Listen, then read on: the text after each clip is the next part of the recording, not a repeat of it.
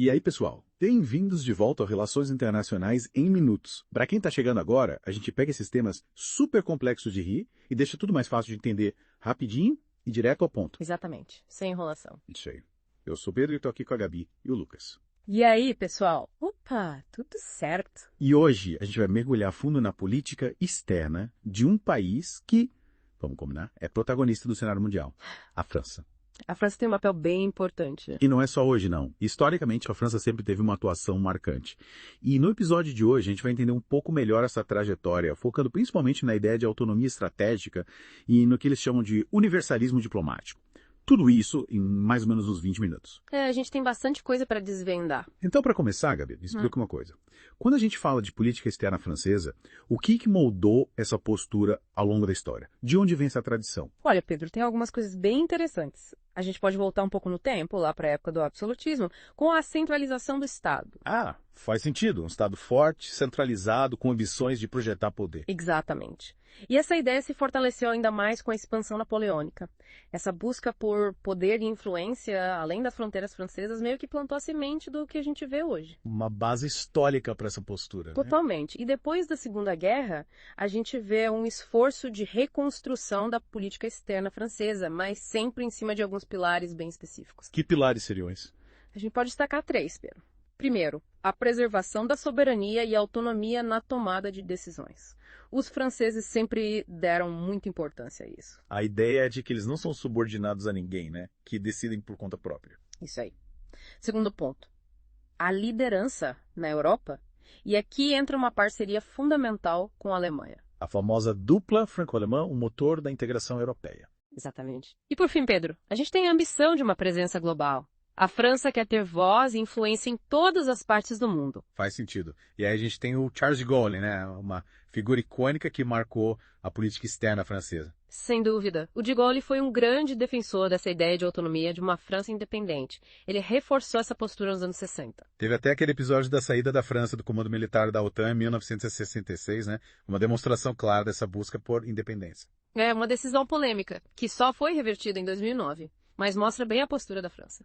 Então, resumindo, a gente pode dizer que a política externa francesa se baseia em três pilares: autonomia estratégica, presença multissetorial e ênfase em valores universais. Perfeito, Pedro. É isso aí. Agora, Lucas, vamos dar uma olhada em como as teorias de Rey podem nos ajudar a entender melhor a França no cenário global, começando pelo realismo. Como essa perspectiva explica as ações francesas?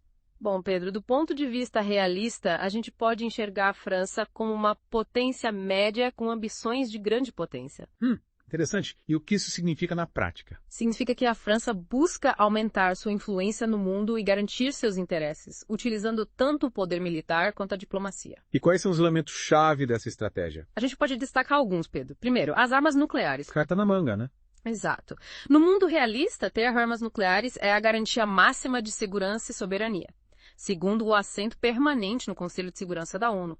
Isso dá à França um poder de veto e uma plataforma para influenciar decisões globais. Uma posição privilegiada, com certeza. E por último, a gente tem as intervenções militares que acontecem de forma estratégica e seletiva, sempre visando proteger os interesses franceses. Então, para resumir, o realismo enxerga a França como um ator racional que busca poder e segurança no mundo anárquico.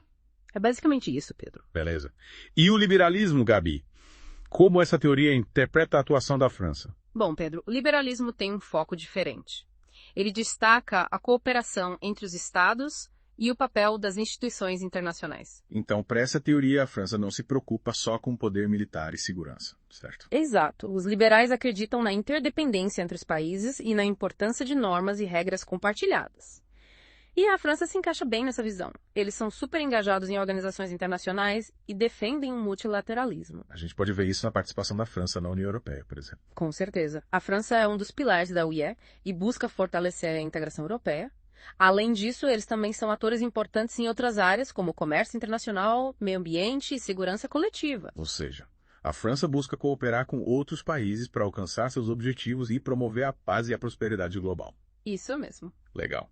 E o construtivismo, Lucas? Como essa teoria nos ajuda a entender a política externa francesa? Bom, Pedro, o construtivismo coloca as ideias e as identidades no centro do debate. Quer dizer que a forma como a França se vê no mundo influencia suas ações. Exatamente. E a França tem uma identidade bem forte, né? Eles se consideram uma potência civilizatória, com uma história, uma cultura e valores únicos que eles querem compartilhar com o mundo. E quais seriam esses valores, Lucas? A gente pode destacar alguns. A laicidade, ou seja, a separação entre Estado e religião, a defesa dos direitos humanos e a importância da língua francesa como ferramenta de influência cultural. Então, o construtivismo nos ajuda a entender como a identidade e os valores franceses moldam suas ações na política externa. Perfeitamente, Pedro. Agora, Gabi, as fontes que a gente usou para preparar esse episódio também mencionam algumas perspectivas mais críticas, como as abordagens pós-coloniais. O que elas dizem sobre a França? Essas perspectivas, Pedro, questionam o papel da França no mundo, especialmente na África. Elas argumentam que, apesar do fim do colonialismo, a França continua exercendo influência e controle sobre seus ex-territórios. Uma espécie de neocolonialismo, né? Exato. A ideia é que a França mantém laços econômicos e políticos com esses países, perpetuando uma relação de dependência. Então, essas abordagens trazem uma visão mais crítica do passado colonial francês e seus impactos no presente. Isso mesmo, Pedro. É importante a gente ter essa visão mais ampla e considerar diferentes perspectivas. Concordo plenamente. Agora, Lucas, falando da política externa francesa contemporânea, quais são as grandes prioridades e desafios que a França enfrenta hoje? Um tema central, Pedro, é a busca por uma maior autonomia estratégica da Europa. A gente já viu que a França sempre valorizou a independência, né? Mas o que isso significa no contexto atual? Bom, a ideia é que a Europa, como um bloco, precisa ser mais independente em termos de defesa, tecnologia, energia e até mesmo em relação aos valores e normas que defende. Ou seja, a França quer que a Europa seja um ator global mais forte e independente, sem depender tanto de outros países, como os EUA. Exato. E essa busca por autonomia se reflete em várias áreas da política externa francesa. A gente pode citar a atuação da França na área de segurança internacional. Eles têm uma presença militar significativa na região do Sahel, na África, combatendo o terrorismo, também participam de missões da ONU e fazem parte da coalizão contra o ISIS. Ou seja, a França está colocando em prática essa ideia de autonomia, agindo de forma independente em questões de segurança global. Exatamente. E dentro da Europa, a França continua sendo um dos pilares da União Europeia. A parceria com a Alemanha é fundamental nesse processo, né? Sem dúvida. A França e a Alemanha trabalham juntas para fortalecer a UE e formular políticas comuns em diversas áreas. Claro que às vezes existem divergências de opinião, mas a parceria franco-alemã é essencial para a integração europeia. E além da Europa, a França também participa de fóruns globais importantes, né? Sim, a França é membro do G7, do G20 e da OMC e tem um papel fundamental nas negociações sobre mudanças climáticas, como vimos no Acordo de Paris.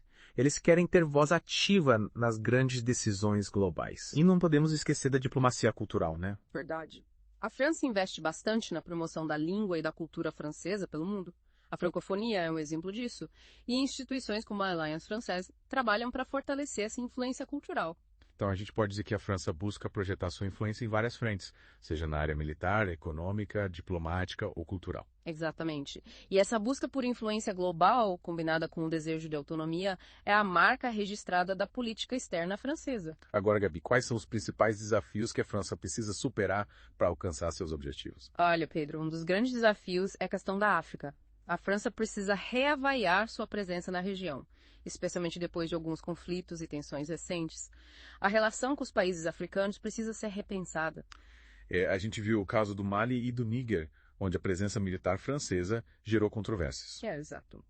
A França precisa encontrar um novo modelo de relacionamento com a África, baseado no respeito mútuo e na cooperação genuína. E além da África, a França também enfrenta desafios dentro da OTAN.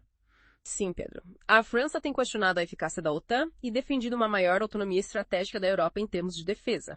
Isso tem gerado debates dentro da aliança. Ou seja, a França quer que a Europa seja mais independente em termos de defesa, sem depender tanto dos EUA. Exato. E essa busca por autonomia europeia é um desafio em si, porque exige coordenação e investimento por parte de todos os países membros da UE. Nem todos os países europeus concordam com essa visão. E verdade, a Alemanha, por exemplo, tem sido mais cautelosa em relação a essa busca por autonomia. E além desses desafios externos, a França também precisa lidar com questões internas, né? Com certeza, Pedro. A França enfrenta problemas econômicos e sociais que precisam ser resolvidos. E isso pode influenciar a política externa, já que os recursos são limitados. Faz sentido? Então a França tem um caminho desafiador pela frente. Sim, mas apesar dos desafios, a França continua sendo um ator importante no cenário internacional. Eles têm uma visão própria do mundo e estão dispostos a lutar por seus interesses. E a gente vai continuar acompanhando de perto os próximos passos da França. Com certeza. Bom, pessoal, espero que esse mergulho na política externa francesa tenha sido esclarecedor. A gente viu que a França é um país com uma longa tradição de atuação no cenário internacional, sempre buscando defender seus interesses e promover seus valores. É uma história rica e complexa, né? Totalmente. E a gente tentou mostrar como diferentes teorias de relações internacionais podem nos ajudar a entender melhor essa trajetória. É importante a gente ter essa visão mais ampla, né? Considerar diferentes perspectivas. Exatamente. E no nosso próximo episódio, a gente vai cruzar o Canal da Mancha e analisar a política externa do Reino Unido. Ah, essa vai ser interessante. O Reino Unido passou por grandes mudanças com o Brexit, né? Pois é. A gente vai entender como o Brexit impactou a política externa britânica e quais são os desafios e oportunidades que eles enfrentam hoje. Então, curioso para saber. Então, não perca o próximo episódio. E para quem gostou do papo de hoje, não esquece de curtir, compartilhar com os amigos e deixar um comentário aqui embaixo com suas dúvidas e sugestões.